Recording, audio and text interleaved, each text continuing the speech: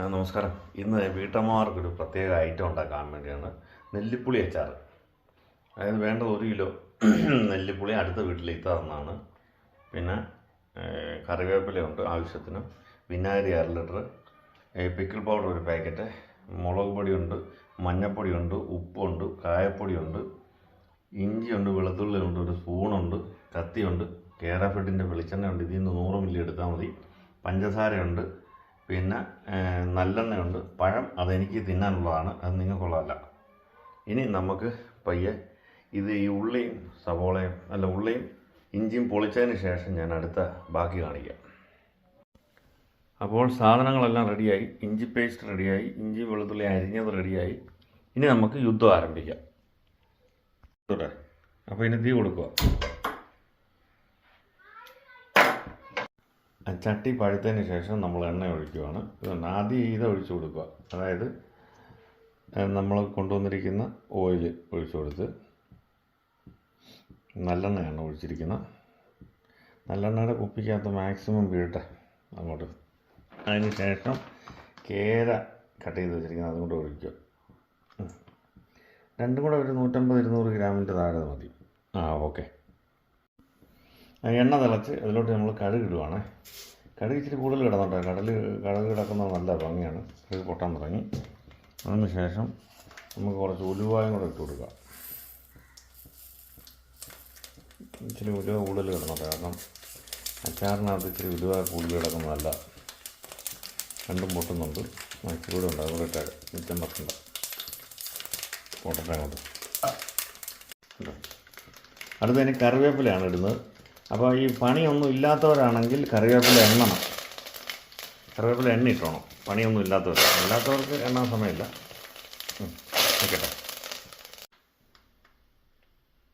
അടുത്ത് ഇനി ഉപ്പ്. ഇതുണ്ടോ, ഉപ്പ് നമ്മളിപ്പോൾ ഒരു ആവശ്യം ഇടുന്നുണ്ട്, ഇച്ചിരിയുടെ വേണ്ടി വരും.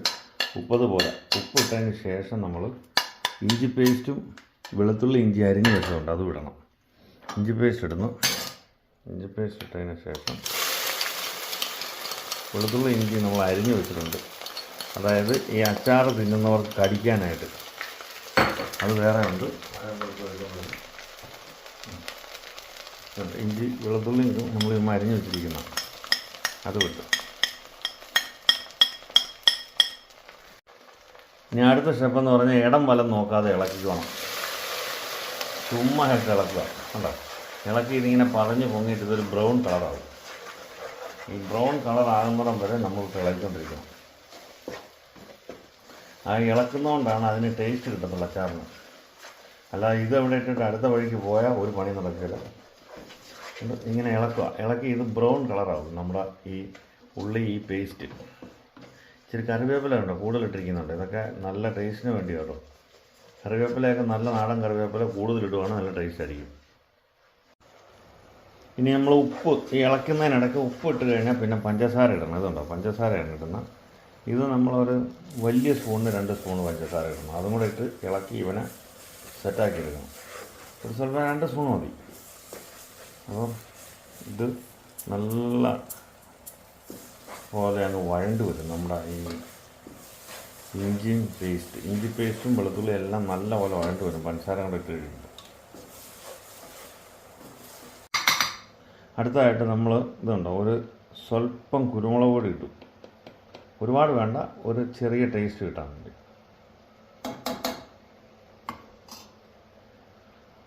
അതൊന്ന് ഇളക്കി കൊടുക്കണം.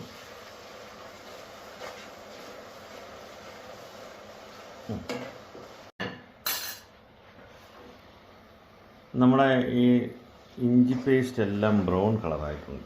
ഇനി അടുത്ത് നമ്മൾ ഇടുന്നത് മഞ്ഞൾപ്പൊടി ഇടുന്നു.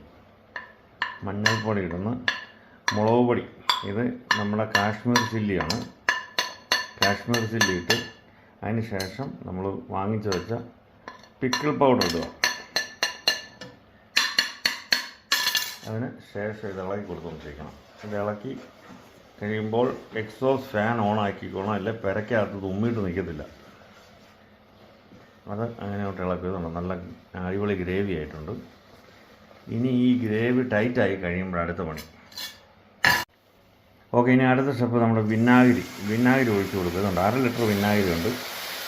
നമുക്ക് ഒരു 350 മില്ലി ഒഴിക്കണം വിനാഗിരി, അല്ലെങ്കിൽ ഗ്രേവി കിട്ടത്തില്ല, പിന്നെ ലാസ്റ്റിങ് കിട്ടത്തില്ല. പിന്നെ ഒരു സാധനത്തിലും കൈയിട്ട് ഇളക്കരുത്. കൈയിട്ട് ഇളക്കിയാൽ നമുക്ക് അച്ചാറിന്, ഇപ്പോൾ ഈ അച്ചാർ ഒരു 2 വർഷമായിരിക്കും കൈയിട്ട് ഇളക്കാതെ ഉപയോഗിച്ചാൽ. അതുകൊണ്ട് നമ്മൾ വിനാഗിരി കൂടെ ചേർത്തതിന് ശേഷം തീ കൂട്ടി കൊടുക്കുന്നു. ഇത്ര മിച്ചം വെക്കണം, കാരണം പിന്നെ എന്തെങ്കിലും ആവശ്യം വന്നാലോ.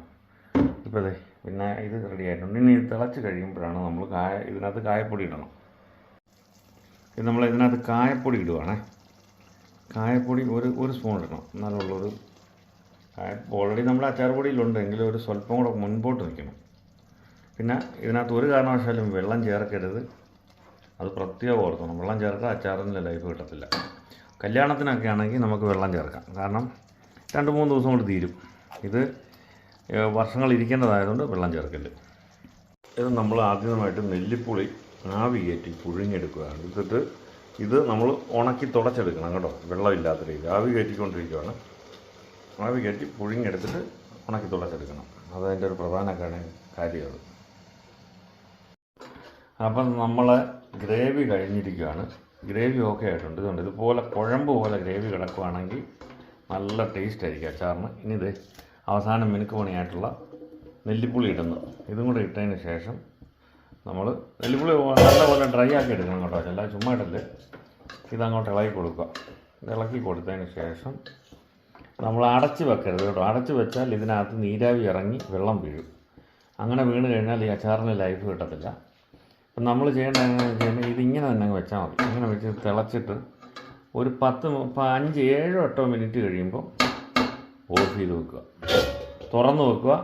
അതിന് ശേഷം ആവശ്യം പോലെ കഴിക്കാം. ഭക്ഷണത്തിൻ്റെ കൂടെ കഴിക്കാം. ലാർജ് അടിക്കുന്നവർക്ക് ടച്ചിങ്ങിനായിട്ട് ഉപയോഗിക്കാം. എന്ത് വേണമെങ്കിലും ചെയ്യാം കേട്ടോ. നന്ദി. വീഡിയോ ഇതുണ്ട്, അച്ചാർ ഓക്കെ ആയിട്ടുണ്ട്. വീഡിയോ കണ്ടവർക്ക് ഒരു കാര്യം ചെയ്യണം, ലൈക്ക് ചെയ്യണം, ഷെയർ ചെയ്യണം, കമൻറ്റ് ചെയ്യണം, എന്നെ സബ്സ്ക്രൈബ് ചെയ്യണം. പിന്നെ അച്ചാർ വേണമെന്നുണ്ടെങ്കിൽ സാധനങ്ങൾ മേടിച്ച് വെച്ചിട്ട് വിളിച്ചാൽ നമ്മളൊന്ന് ഉണ്ടാക്കി തരാം കേട്ടോ.